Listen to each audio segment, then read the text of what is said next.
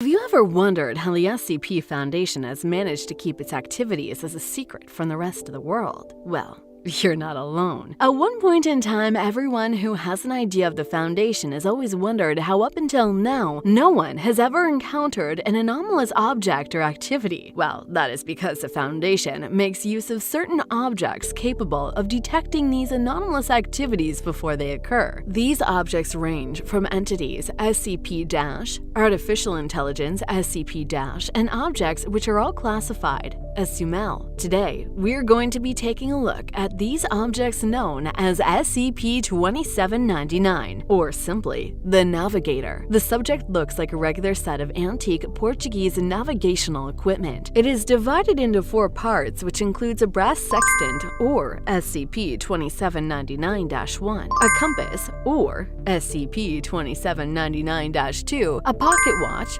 or SCP-2799-3, and a spyglass, SCP-2799-4. When not in use, all 4 components are contained in separate storage lockers in 4 different Foundation facilities. 3 components of SCP-2799 are currently contained in Sites 77, 68, and 59. Well, the last is way beyond my knowledge. This is because of a specific access log which limits the knowledge of these components from personnels below a Level 3 clearance. However, only personnels with the Level 5 clearance know the location of all 4 components. I only managed to get 3 locations because my informant can be quite persuasive. The Navigator and all its components were purchased from regular civilian companies by the Foundation. At the time, no anomalous properties were experienced. SCP-2799 was eventually given its anomalous properties at the behest of Foundation Thaumaturgus in 1949 under the title of Project Navigator. They claimed it was for the recovery of unknown anomalous objects that could be contained and studied. The device was mainly for reconnaissance, and during its tenure, SCP-2799 was used to recover a total of 126 anomalous objects after 173 activations. When activated, the Navigator divulges the location of an uncontained anomalous object, entity, person, or event until the anomaly has either been successfully contained or neutralized. During the time of its activation, all 4 components of the Navigator give the user significant information of the uncontained anomaly. The first component, SCP-2799-1, always gives the user's current location. The second, SCP-2799-2, directs the user from its current location to the anomaly's location, while the third component, SCP-2799-3, locates the local time at the anomaly's location, and the fourth, SCP-2799-4, gives a narrow-angle view of both the anomaly and its location. With this information in hand, and in conjunction with the Mercator projection map, the Foundation recorded a 100% success rate in determining the location of an anomaly. In addition to this impressive ability, the Navigator also provides more information about its target through hallucinations. Basically, what that means is that whenever SCP-2799 is found a target, the subject also embeds the closest human next to it with hallucinations about its target. These hallucinations give Foundation personnel information about the target's properties, location, and its origin. The hallucinations always persist until the target has either been captured or neutralized. If the affected person were to die during this interval, no other personnel would be affected by these hallucinations. In the end, this piece of information has always proven useful at least 55% of the Navigator's activation events. While SCP-2799 is in operation, 2 Foundation researchers always monitor its surveillance feed at all times. A Class D employee is also held in confinement about 2 meters of the device. To acquire a new target, all 4 components of SCP-2799 must be within 5 meters of each other before activation. Once movement has been observed in any of these components, Foundation navigators are to access and interpret the headings for each given location. A navigator is also tasked with interviewing the Class D employee assigned to SCP-2799 during this interval. The moment a location has been identified, a team of no less than 2 Foundation field agents are dispatched to the designated location to investigate any form of anomalous activities. This entire process was repeated for all recorded activations of SCP-2799. And yes, I use past tense to describe this subject because it has been long discredited. This is largely due to the availability of better monitoring devices and staffing resources currently currently available. As a result, the O5 Council was forced to terminate all future uses of Project Navigator with no intentions of revitalizing the project. However, the advancement of modern technology was not the only reason the O5 Council had for terminating this project. According to a data log from December 6, 1997, an incident involving SCP-2799 occurred. At approximately 3:45 a.m. that day, the Navigator unexpectedly activated and targeted a Foundation researchers' dormitory in Site-19. The facility confirmed no record or event of anomalous activity outside the containment storage area at the time. Of course, this surprise activation was troubling news at first, and it didn't help that the hallucinating D-Class employee gave no real information. During his interview, the D-Class employee, D0991, kept mumbling irrelevant words and phrases. The Foundation didn't get any real information about him at the time, but later on it started to make sense. After this interview, SCP-076-2, also known as Abel, breached its containment at Site-19. He killed an undisclosed number of personnel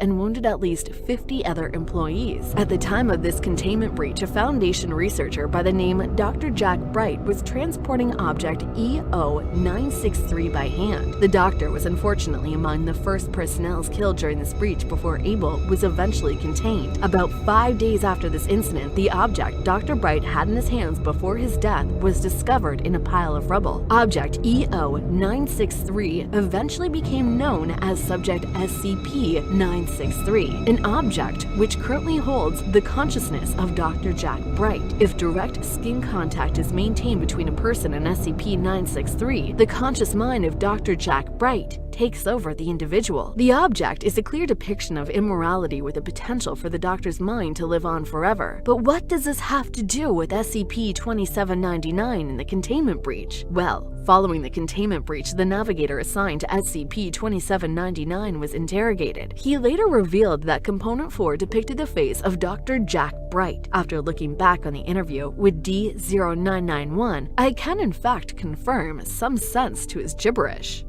As you can see from this log, when D0991 was asked who he was making reference to, his response was that it wasn't a person, but a thing, which means he was describing the object EO-963 even before its interrogation with Dr. Jack Bright's consciousness. He then goes on to describe its properties when he made mention of how the object takes a person's consciousness after death and even changes the consciousness of a living person. At the time, neither the interviewer nor the observer could understand what he was talking about, and as such, they dismissed his information. I can't say I blame them because I'm sure even you wouldn't have understood a thing he was saying before the events that occurred. It took me a while to put all the pieces together, but thankfully I did. That being said, I still don't understand the real reason behind Project Navigator's termination. If we were to look at things logically, the device did actually do its job in the build-up to the containment breach. Technically, if the containment wasn't breached, then the anomalous object, now known as SCP-963, would not have even existed. In addition, the hallucinations did actually do its job in describing the object, and the lack of understanding was all down to human error.